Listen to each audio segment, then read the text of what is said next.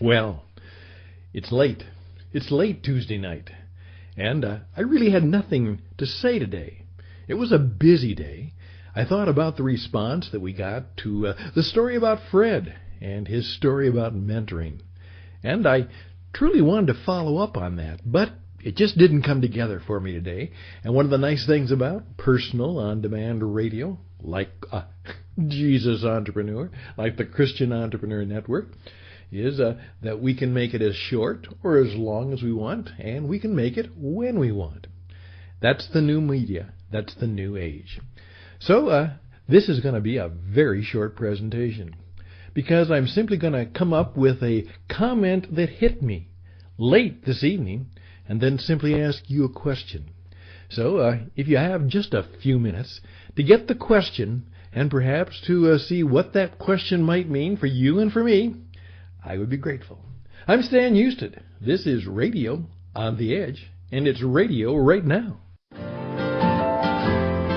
Day by day, oh dear Lord, three things I pray: to see Thee more clearly, love Thee more dearly, follow Thee more nearly, day by day. Well, a number of things are happening. You've heard the day. And I read about the tragedy of Kate Spade. Oh my goodness, what a tragedy. What happened? Then there were all kinds of things out there, and I myself had to deal with a personal issue. And here was the issue. I had been stupid. Have you ever been stupid? Well, I was. We had gone through a major process of getting the website for TCEN Global set up. And because we want to make sure that you can buy the things we want to buy and perhaps make a donation from time to time, we had set up a major process of doing that.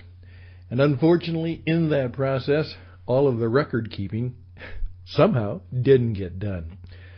And so she doesn't know that I'm saying this, but the Spirit of the universe, God's Spirit, does.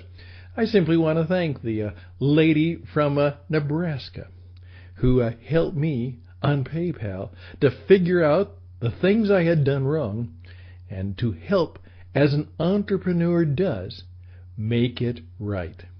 There we go. Principle number 5. You're really an entrepreneur when you can help make things right. And she made it right for me, and we were able to solve that problem. Then my colleague Isaac, we were able to put that together, and we're going to have that problem solved, and it's going to go well. And it was all because, even in spite of our stupidity, we said a prayer, and the good Lord allowed us to reach a customer service representative who was really, really good. And I love it when people do their job and they do it really, really well. I just want to say that. I want to put that into the spirit of things so that that may happen more and more, that we'll get greater and better service. And when we do so, we let people know. As I let her know, and even though it's totally anonymous, I let you know. But I really believe I'm enough of a mystic to believe that just me saying that and doing that and proclaiming that to the few of you who might be listening, that does something good for the universe, for our world, for our own spirit, and even for the dear lady who helped me. There we go. Couple things just before that, too. I did ask you to take time to think about how you would be a mentor. And that's what I simply want to ask first of all tonight. As I put together the story about Fred Smith and his belief that what we truly need to do is we need to find a way of mentoring people deeply and dearly. And I loved his expression, can the mentorship that we have help us to change so that we love more deeply? We love more dearly. I just kind of shivered again when the question was asked, have you ever learned to love dearly? Wow. And I want to lay that question out on you. My book, Having Conversations That Count, is a attempt in my own way to put together a mentoring program, and perhaps if it's helpful to you, we'll do more of that. And let me just simply frame it this way. In a model of how to coach and mentor and be with people, I say one of the first things you have to do in any conversation that counts and makes a difference is you have to do an affirmation. Then there is step 2, and there's step 3, there's step 4, and then there's step 5, which is benediction.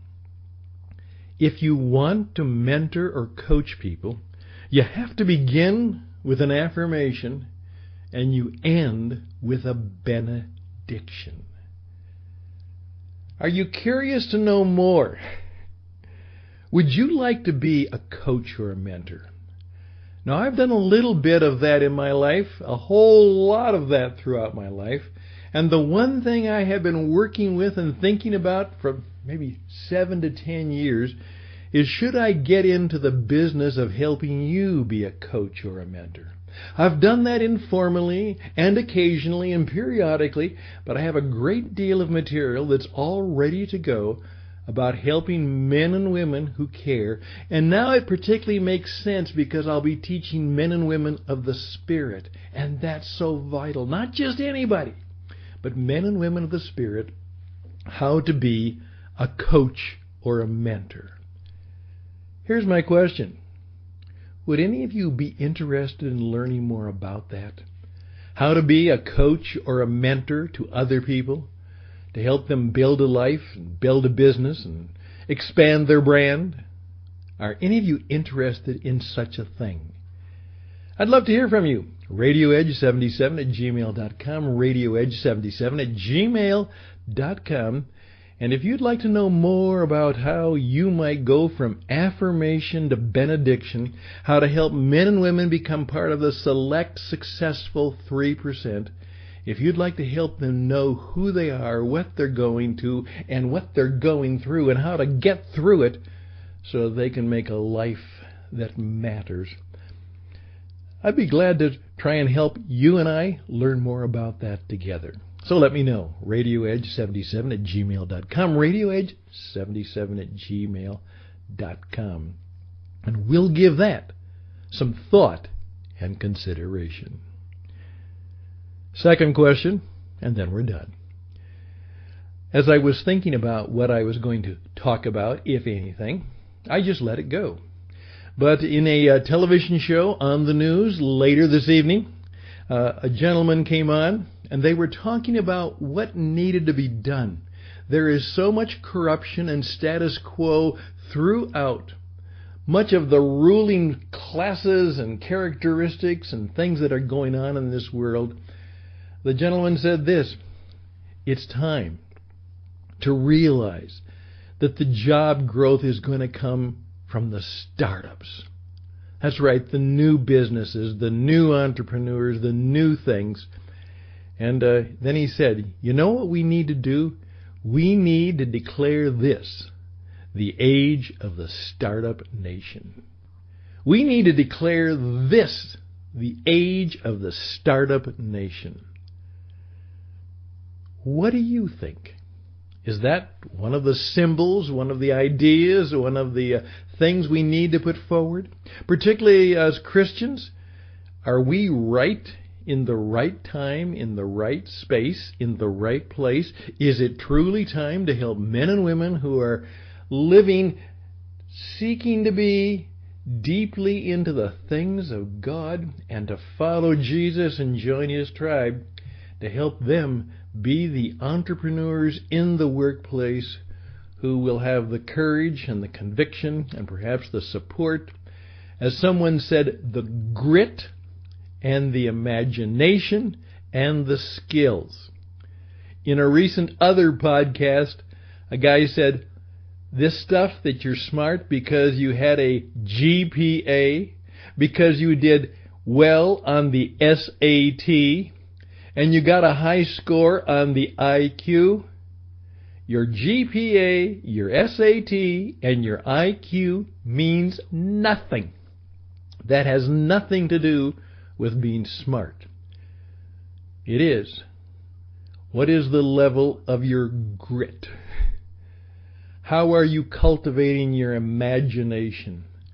And are you actually learning how to do things? Real skills. That's the measure of how smart you are. Well, you know what? We're going to need a lot of smart people if we're going to truly make it and be a part of the Startup Nation. There we go. Just 10 minutes. We're done today. Would you take time, if you get a chance, to think about this? Hey, would you like to be a coach and a mentor? And would you be willing to have someone coach you and mentor you so you could coach and mentor others? What do you think about what it really means to be smart? And, by the way, is it time to actually use the term and promote the idea of the Startup Nation? I'm Stan Houston. All the best and blessings to you. May it go well for you. Again, for your thought and consideration on this late Tuesday night throughout Wednesday morning. We'll be back when we're back. Best and blessings, and bye for now.